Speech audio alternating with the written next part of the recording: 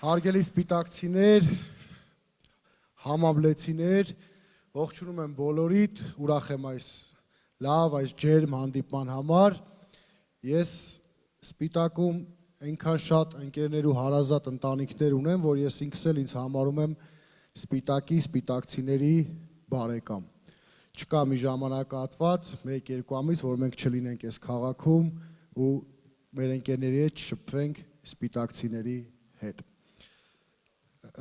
Իմ գործընկեր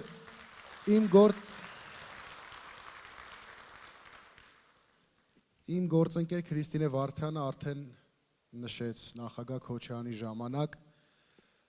աղետի գոտու վերականգնումը, որը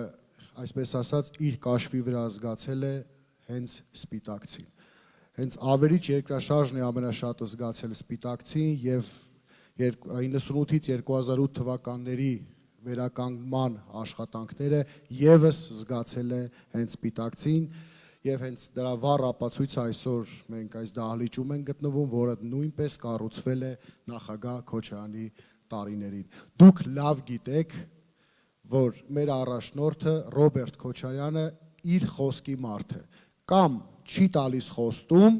կամ խոստումը տալուց դա կլինի նախընտրական, թե պարզապես առօրյական կյանքում խոստում, այդ խոստումը իրականանալու է կրկնակի, եռակի անգամ ավելի շատ։ Եվ այս ամենն էլ հաշվի առնելով դուք հունիսի 7-ին պետք է կատարեք ճիշտ ընտրություն։ 2018 թվականին խաբելով, սուտ խոսալով այսօրվա իշխանություններն եկան դարձան Հայաստանի Հանրապետության իշխանություն եւ հիշում եք 18 թվի խոստումները, կամերաները փակելով գալիս էին արագաչափերը։ Դարձան իշխանություն, արագաչափերը կրկնապատկվեց։ Հասան Երևան, սկսեցին կարմիր գծերը ներկերով փակել, որ կարմիր գծեր չէր լինելու, կարմիր գծերը 8000 դրամից դարձան 160,000 դրամ, պլյուս դրան ավելացավ նաև կապույտ գծեր։ Արդեն երկրորդային Արաբկիրում, մյուս համայնքներում եղան կապույտ գծեր։ Այսինքն այս մարդիկ ինչ ասել են, այս ընթացքում արել են ճիշտ հակառակը։ 2021 թվականի իրենց նախընտրական խոստումները կհիշեք։ Շուշին հետ ենք բերելու, Հադրութը հետ ենք բերելու, անջատում հանուն փրկության եւ այլն։ Ունեցանք դրանից հետո 21 թվականից հետո 2 պատերազմ, կորցրեցինք ամբողջությամբ Արցախը։ 2018 թվականին ասում էին, որ մենք պետք է սատար կանգնենք հայ առաքելական եկեղեցուն։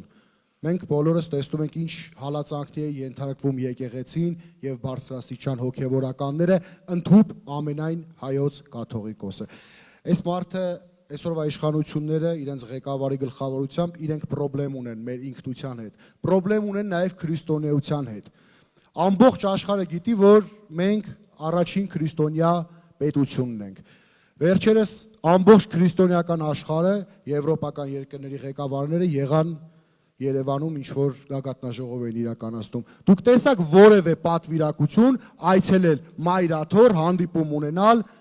ամենայն հայոց կաթողիկոսի հետ։ Ոչ, իրանք փորձում են այս քայլով նաև նսեմացնեն հայ առաքելական եկեղեցու դերը։ Չնայած ինչ կարելի է սպասել մի մարդուց, մի իշխանությունից, ովքեր թշնամով վախեցնում են սեփական ժողովրդին, ասում են, թե ես չընտրվեմ սեպտեմբեր ամսին պատերազմ անելու։ Ինձ թվում է միգուցե պայմանավորվել է ինքը դրա օրն էլ գիտի ու ժամն էլ։ Բա տենց լավ օրն ու ժամը որ գիտեք, հայ ժողովրդին, բանակին ինչի՞ չեք զգուշացնում, որ 20 թվականի սեպտեմբերի 27-ին լինելու էր պատերազմ։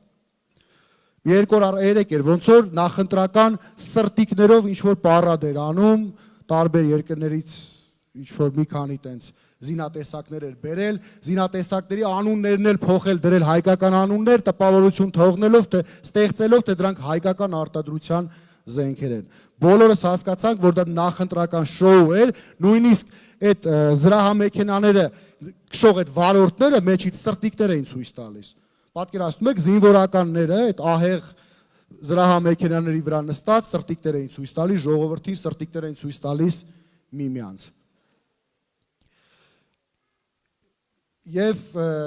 ժողովուրդ ջան, այս ստի կեղծիքի, այս շղթան հունիսի 7-ին մենք շատ մեծ հնարավորություն ունենք կտրելու, որպեսզի չշարունակի, որպեսզի մնանք մենք հայ, մեր ինքնությանը տեր լինենք, կարողանանք նաև մեր ինքնությունը, մեր հայկականությունը ժառանգել մեր սերունդներին։ Շնորհակալ եմ,